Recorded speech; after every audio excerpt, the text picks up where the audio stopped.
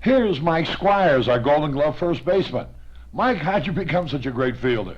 Well, Harry, it took a lot of practice, and ever since I was a young child, I was always trying to play first base as best as I could, and I took a lot of ground balls. My dad had a lot to do with it. He hit me a lot of ground balls almost every day during the summer. Is this what you'd recommend to any young ball player who aspires to become a first baseman? Definitely. If you're going to, try to be any position on the ball team, you got to go out and work at it. You have to really dedicate yourself, and that's what I was willing to do. You seem to have those soft hands. You can smother bad throws. Is this God-given, or is there some way you can develop that? I guess that has to be God-given. I don't really know because I just go out there and do what comes naturally. I think a lot of the practice definitely helped, but I just try to keep the ball in front of me, and if I'm lucky enough to have the ball hit in my glove and stick, then that's how it works out. Are you a good dancer? Not at all. The reason I ask is because of that, the ballet agility that you show when you shift your feet around. Yeah, that comes with practice too. I had to do a lot of work on that. Ball goes to the right, I have to pivot my left foot on the bag, right foot out. But to answer your question about dancing, I have the worst feet movement on the dance floor that there ever was, I think. We've talked only about your fielding, of course, because everybody knows what a great fielding first baseman you are, but you're a real good hitter, too.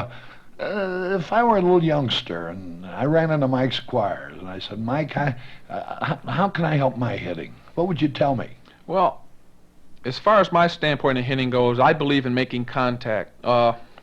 I've learned this through the years that take a couple good cuts till you get 2 strikes, and then more or less protect the plate, but still try to take a healthy cut. I don't like to strike out. I'm not a power hitter. If I were a power hitter, I'd strike out a lot. I'd hit some weak ground balls at second base.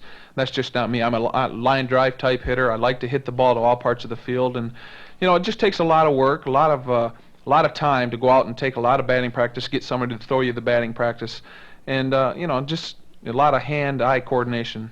Yeah, but when you take batting practice, they're throwing you fastballs. Now you get in a game, and there are a lot of trick pitchers around. You'll see a screwball or even a spitball or a knuckleball. How do you adjust? Well, as far as a knuckleball pitcher goes, I just go up there and I take a real soft swing. I just try to make contact on a knuckleball pitcher. A sinker, you just go up there, you look for the pitch, but if you look for it down, it's going to sink more, so you're going to hit a ground ball. You've got to look for a sinker ball pitcher to get the ball up to you a little bit. In other words, then when you run into this kind of a pitcher, you have to have a little patience up at the plate. Definitely. You go up there and swing at the first pitch they throw, you're most of the time going to be hitting their pitch. You have to look for a strike, a good pitch that you can drive, and hit it on the good part of the bat.